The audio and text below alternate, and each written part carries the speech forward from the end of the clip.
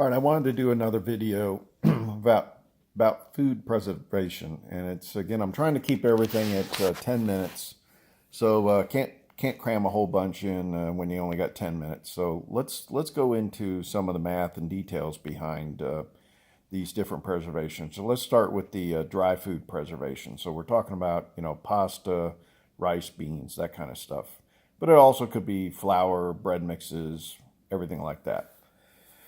So I talked about in the previous video, we're worried about rodents, we're worried about bugs that may already be in the food, and so I'm trying to cover all of those types of issues.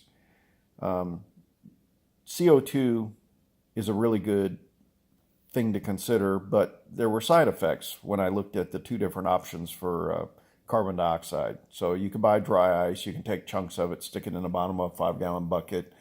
You could put it a little bit less in a bag and wait for it to evaporate. But the thing I didn't like about dry ice is when you have something cold, you're going to chill your product and you're going to get condensation. Well, you don't want moisture when you're trying to,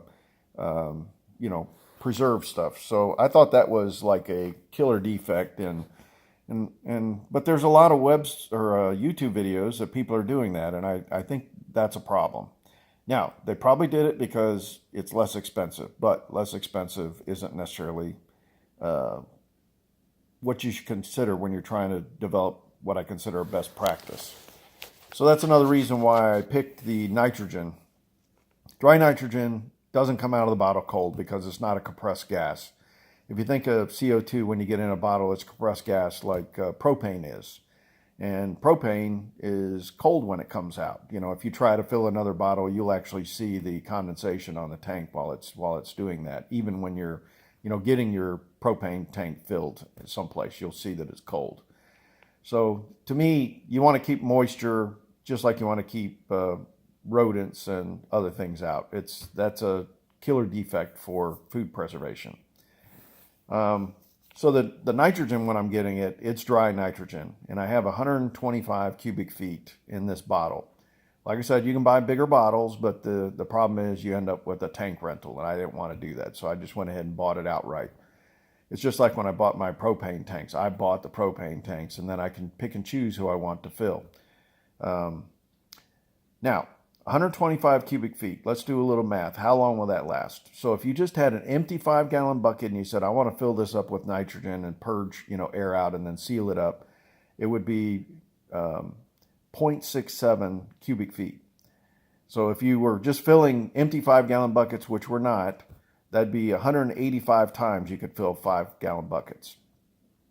Now, if you think about the fact that you don't even have to use a bag. If you just want to dump a 5 or 50-pound bag of rice in there and then use this nitrogen, stick the tube all the way down to the bottom and purge all the air out, and then you could even throw a oxygen absorber on top of that and seal it up, and you can call it done. If you're using food-grade buckets, that's all you got to do.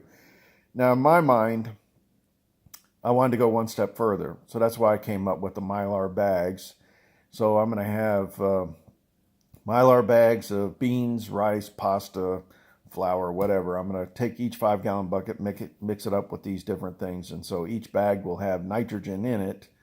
And certain things I may actually, put the oxygen absorber as well, but it's not necessary.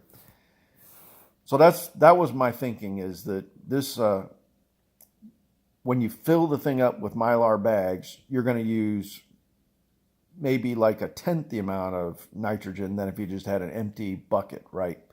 So you're still going to go ahead and fill up the bucket with nitrogen after you filled all your bags in, and then seal the thing off, and you've got, again, belts and suspenders approach is the way I look at it. So then I want to go back and I want to talk about, we'll call it wet canning, or actually pressure canning.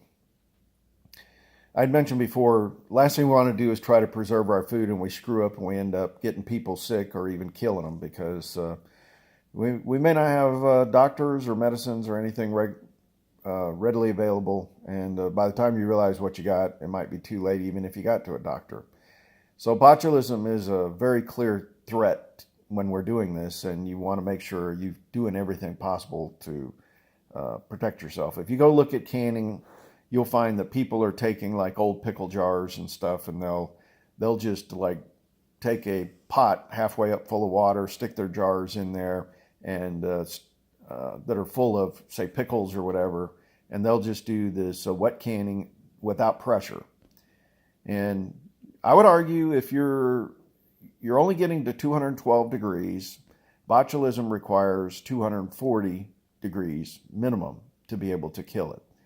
So pressure canning allows you to increase the temperature by just adding pressure. So for instance, under, we'll call it without pressure, water boils at 212 degrees. When you go 5 psi up, you get to 228 degrees Fahrenheit. When you go 10 degrees, you're at 240 degrees. 10 psi, you get to 240 degrees, and 15 psi, you get to 250 degrees. So you really need to go to pressure canning to be ultra safe. And cleanliness is the biggest part about all of this. So this is kind of the math behind it, why we do different things. I don't recommend, and I like the variability. So I got a pressure cooker that I think I can get up to over 15 psi.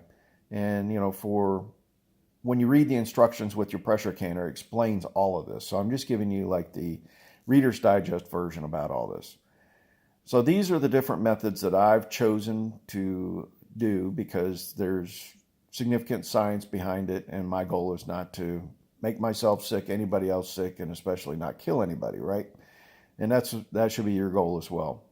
And sometimes we got to spend a little bit more money to get the right things, but like I said, I'm trying to set things up where I'm good for decades. And it's, you buy the right stuff,